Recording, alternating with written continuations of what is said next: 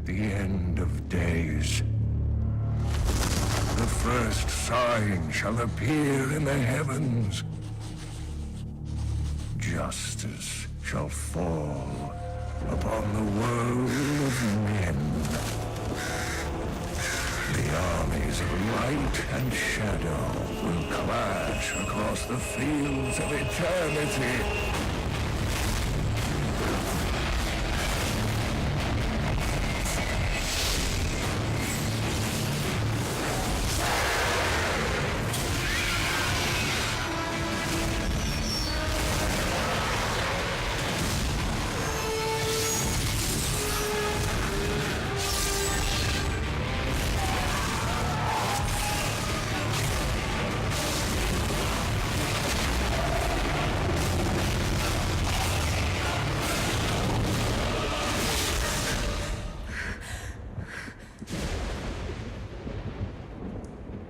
Leah, are you all right, my girl? It was nothing, Uncle.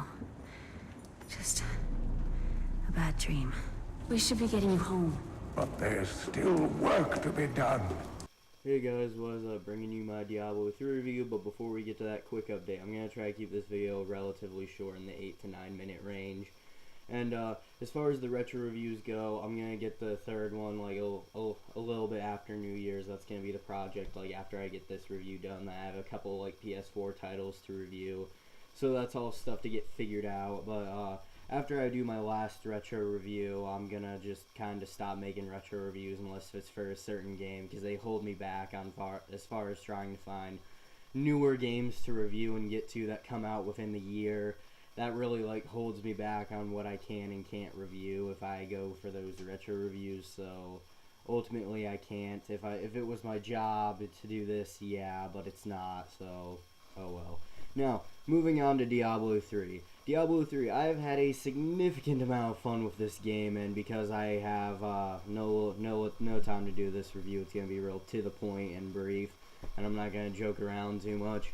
But yeah, Diablo 3, it's a really fun game. It's got a great combat system, graphics look great, but running this on current gen console for the console port, it comes with its limitations and problems. Like for instance, you'll get a bandwidth of like moving frames occasionally, like that you'll get an occasional bandwidth of frames.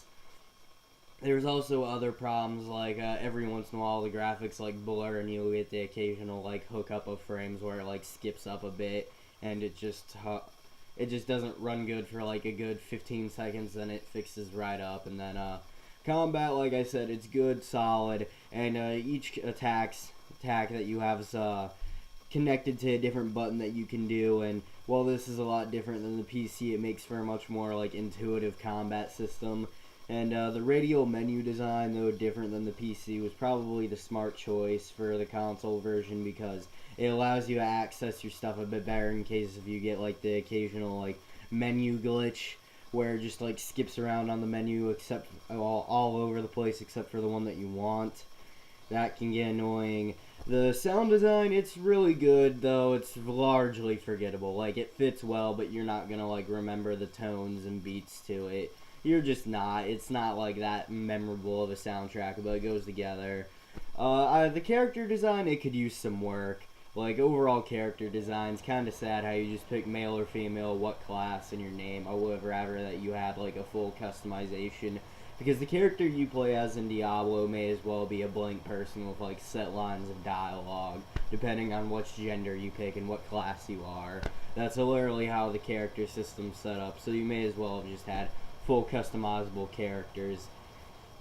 The actual cutscene quality looks amazing. Like the actual like transitioning act cutscenes from between the acts and at the end of the acts, they look amazing as far as voice acting, lighting, dynamic shadowing, everything, not skipping up. There's the occasional like hiccup in them, and also the drawn out cutscenes, the ones that look like they're drawn on paper, they run really well, but there's the occasional like breaking of frames in them, but overall it runs good. Now, the multiplayer for Diablo 3 is a shit ton of fun, and while I have no capture footage of it because I was only able to record 14 hours of the 24-hour campaign, well, not campaign because it's not a war game, so why would I say that, but The actual like story is about 24 hours, and the multiplayer, which is basically 4-player co-op throughout the story with other people playing quests and everything, that is a shit ton of fun and highly addictive. I've played 5 hours of the multiplayer with like a couple friends online. I've had a friend at my house. We played some online together. It's a lot of fun, no matter how you choose to play, whether it be 4 online, 4 at your house, or through the cloud moving profiles, or moving profiles through a USB drive. It's a lot of fun, and you definitely should devote some time to this. Now, the overall story of the game is quite lame. Like, I thought a war between heaven and hell would be a lot better of a subject in this game, and it's not. Like, I don't know if that's me being an atheist or something like that, but I just didn't really care about the story, and usually I'm pretty good with, like, religious concepts in, like, movies and shows, and overall, it's just real with the whole story overall, and it just fails to convey, like, how desperate situations get. You can see plot twists coming from miles away, and it never really, like, excites you with what's happening in the story. It's like, oh, I have to go kill a guy. Whoa, he's the Lord of Hell. This shit's gonna be hard. The actual tone of all of Diablo is, hey, I'm gonna go here, kill some people, and scavenge some weapons. Yes, weaponry. That's the overall feel of the whole story. And you get 3 followers, being the Templar, Enchanter, and Thief. The most interesting side story that these characters have to offer is the Templar, and he tracked with me through the whole game, minus like a couple situations where I wanted to try out the other characters. But he has the most interesting side story where he has to like remember his past and be faced with memories that the Order made him forget, and has to have the revelation of the Templar Order may not be the holy organization that it thought it was, and now he questions everything that he grew up knowing. It's real interesting to see that convey out and makes for really good subplot context. But the overall main story just doesn't convey itself well. It's overall like mediocre how it tells its events and everything, to where you'll feel like you didn't waste your time doing it, but it's not really amazing. And given the overall like legendary status that the Diablo franchise like came to, that's kind of sad. Now, as far as like everything goes, graphics are good, gameplay is good, everything. There's a couple other issues, like the boss fights. They are quite bipolar. I mean, like, so fucking bipolar in quality.